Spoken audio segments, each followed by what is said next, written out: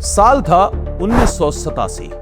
दुनिया बदल रही थी। अफगानिस्तान में सोवियत यूनियन को पसपाई का सामना था और पाकिस्तान में जनरल ज़िया का आखिरी दौर। इस्लामाबाद, कराची, लाहौर जैसे शहरों में तब्दीली का शोर सुनाई दे रहा था, लेकिन बलूचिस्तान, जहां वक्त थमा हुआ था, कानून कमजोर और सरदार ताकतवर।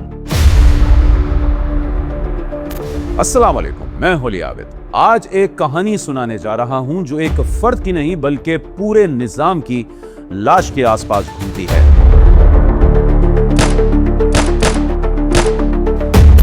एक ऐसा निजाम जहां इंसाफ रिवायात के कदमों में दफन है और ताकत सरदार के हाथ में।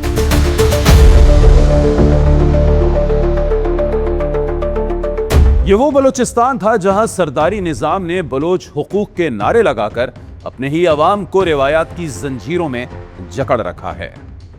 जहां जुबान पर आजादी की बात होती है, लेकिन घर की औरत को बोलने तक की इजाजत नहीं। जहां कहते हैं हम मजलूम हैं, लेकिन अपने गांव की बेटियों पर खुद जुल्म करते हैं।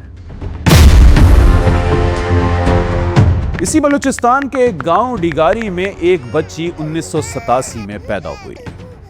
मेहरबानो, एक खूबसूरत नाम जिसके मायने हैं मोहब्बत। लेकिन इसकी जिंदगी में सिर्फ रिवायत, कैद और एक अंजाम लिखा गया। ना तालीम, ना ख्वाब, ना ही इख्तियार।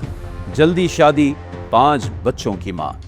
जिंदगी फकत सर्विस, शौहर, चूल्हा और बच्चे। फिर जिंदगी में आया एहसानुल्लाह, एक और थका हारा शख्स।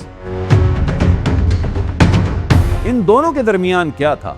मोहब्बत, हमदर्दी या महज फरार की कोशिश? यह फैसला हमारा नहीं, बल्कि असल सवाल यह है, क्या अदल का कोई रास्ता था? जवाब है नहीं। लिहाजा दोनों ने भागने का फैसला किया, क्योंकि कबीले ने हर दरवाजा बंद कर दिया था। 2 माह बाद दोनों घर लौट आए और फिर वही हुआ जो कबाइली रिवायात में होता आया है। जिरगा बैठा, फैसला सुनाया, संगसार। कोई अदालत नहीं, ना वकील, ना शहादत, बस सरदार का हुक्म और बंदूक का रास्ता। कुरान इसके हाथ में थमाया गया। कहा गया, कहो तुम पाक हो। लेकिन मेहरबानों ने कहा, चाहे जो किया हो, मुझे संसार ना करो, गोली मार दो। पहला फायर उसके अपने भाई ने किया। जिस बहन को कभी गोद में लिया होगा, उसे गैरत के नाम पर मार दिया गया। एहसानुल्लाह भी मारा गया। 9 बच्चे यतीम हो गए और कबीला सुकून में था, क्योंकि इज्जत बचा ली गई। लेकिन असल सवाल यह है, वो सरदार जो हर वक्त हुकूक का राग अलापते हैं, क्या उन्होंने खुद अपने कबीले की बेटी का हक अदा किया? जो रियासत से आजादी मांगते हैं, क्या उन्होंने अपने गांव को आजाद होने दिया? जवाब है नहीं। जिनकी आवाज असेंबली में गूंजती है, वो अपने जिरगों में आज भी औरतों की किस्मत का फैसला बगैर वकील के सुनाते हैं। आज जो सरदार और जिरगा मेमरान गिरफ्तार हैं, क्या ये तब भी गिरफ्तार होते अगर ये वीडियो खुद कातिलों ने लीक ना की होती? अगर मीडिया का प्रेशर ना होता तो इंसाफ की कोई झलक भी नजर आती? और फिर सबसे बड़ा और अहम सवाल, कातिलों ने खुद वीडियो क्यों लीक की?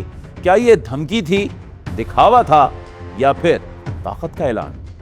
यह सिर्फ मेहरबानों की कहानी नहीं, बल्कि हर उस औरत की कहानी है जो एक बंद निजाम में सांस लेने की कोशिश करती है।